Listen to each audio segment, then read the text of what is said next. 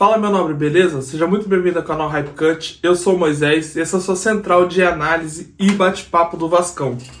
Cara, tema do vídeo de hoje, queria falar um assunto com vocês que, como tem muita notícia aparecendo, muita informação, acontece coisa o tempo todo, a gente acaba deixando passar esses assuntos e eu acabo não comentando.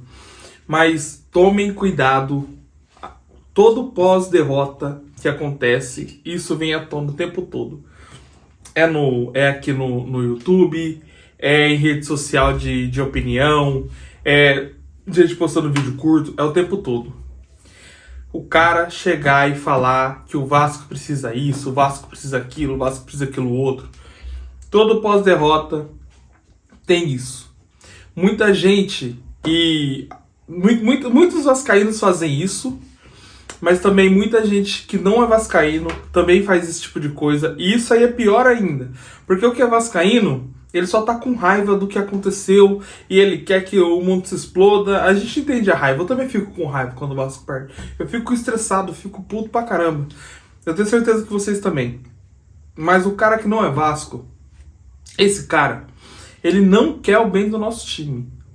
A gente precisa perceber isso e ficar muito atento com essas coisas. Porque a gente começa a ver essas histórias, a gente vai se envolvendo no que o cara tá falando, a gente vai achando, acho que esse cara tem razão. Esse cara, ele não quer o bem do Vasco. Eu vou falar isso porque isso acontece sempre, mas vou pegar um assunto que aconteceu semana passada. O Lloyd tretou com o Fernando Diniz. Lá naquele jogo que ele fez assim e tal, eu vim aqui, fiquei bem estressado, falei que não poderia mais jogar pelo Vasco. E eu concordo, essa é a minha opinião mesmo. Eu não gosto desse tipo de atitude, o cara não merece ter mais chances se ele não honra a camisa que ele tá vestindo. Tem muito mais jogador aí que pode até ter mais qualidade que ele e que teria o jogo como um prato de comida, o único que ele tem para comer. E é isso que tem que ser todo jogador que entra em campo com a camisa do Vasco.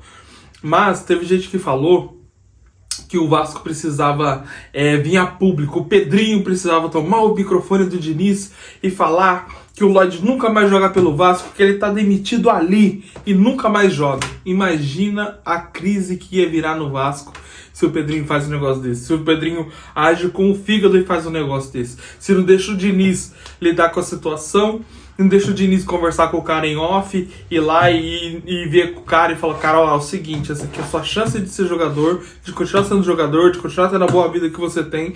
Você tá num clube gigante, é a oportunidade da sua vida, você não tá num clubeco de qualquer lugar não, você tá num dos maiores clubes do Brasil, nos maiores clubes dos maiores centros do mundo, então você honra a camisa que você tá porque você foi caro e você tem que retribuir pelo que você foi pago. E pelo salário que você tem, pelo preço que o time pagou em você, que o clube pagou em você. Então, e dá uma chamada no cara, igual aconteceu. E o cara chorou lá, né? Essa é uma notícia que o cara chorou lá na frente do Diniz, na frente do Pedrinho. Mas os caras lidaram com a situação como tem que lidar.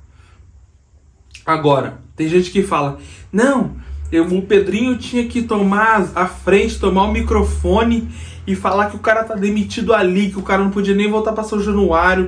Na verdade, o jogo foi em São Januário. Que o cara não tinha que voltar pra lá, que o cara tinha que ser expulso do time, tinha que ser expulso do Vasco, que nunca mais podia jogar com a camisa do Vasco, e tinha que falar isso em público, e tinha que soltar nota e tudo isso. Você acha que esse cara, essa opinião dele, ela vai agregar alguma coisa pro Vasco? Você acha mesmo? Você acha mesmo que o Vasco tinha que fazer isso?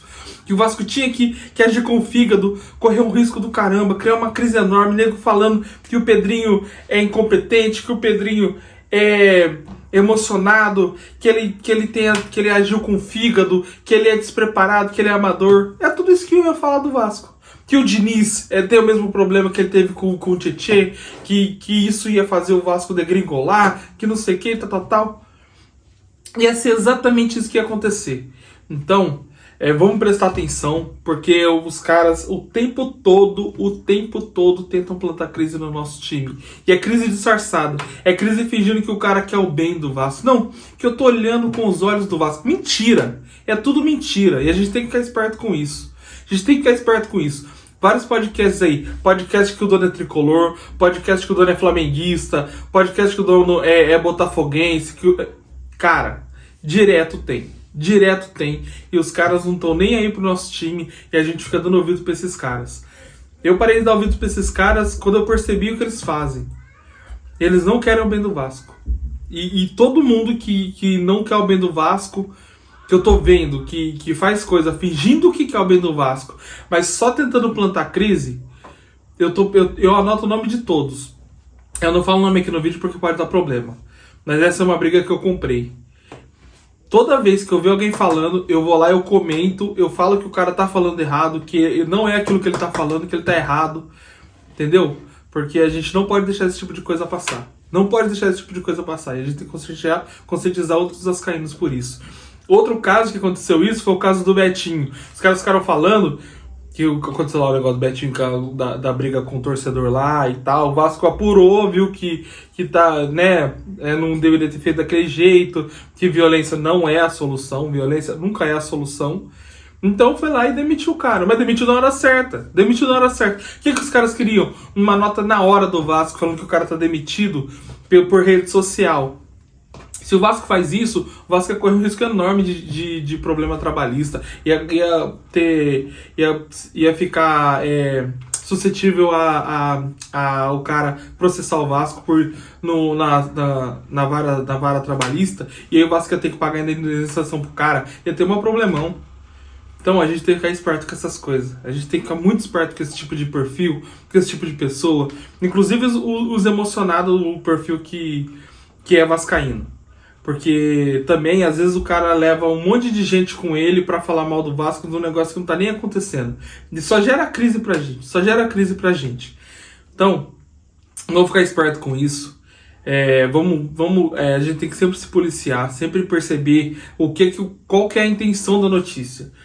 Qual que é a intenção, não da notícia em si, da intenção da opinião do cara. Porque o cara deu notícia, ele apurou e deu a notícia lá.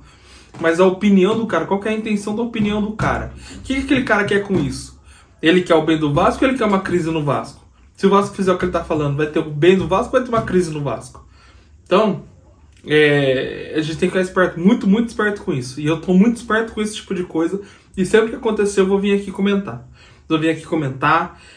Eu não vou deixar passar. Não vou deixar passar de forma alguma. É um assunto que tô aqui, ó, fico por aqui, ó.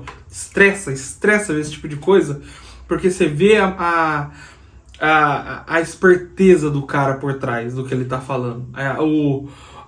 A malandragem de falar esse tipo de coisa. Então a gente tem que ficar muito, muito esperto mesmo com esse tipo de coisa. Esse é o Hype Cut. Se você chegou até aqui, peço o seu like, peço o seu comentário, diz aí o que você acha da situação, desse pessoal que às vezes é emocionado até demais na hora de comentar sobre o Vasco. Peço também a gentileza de você se inscrever no canal.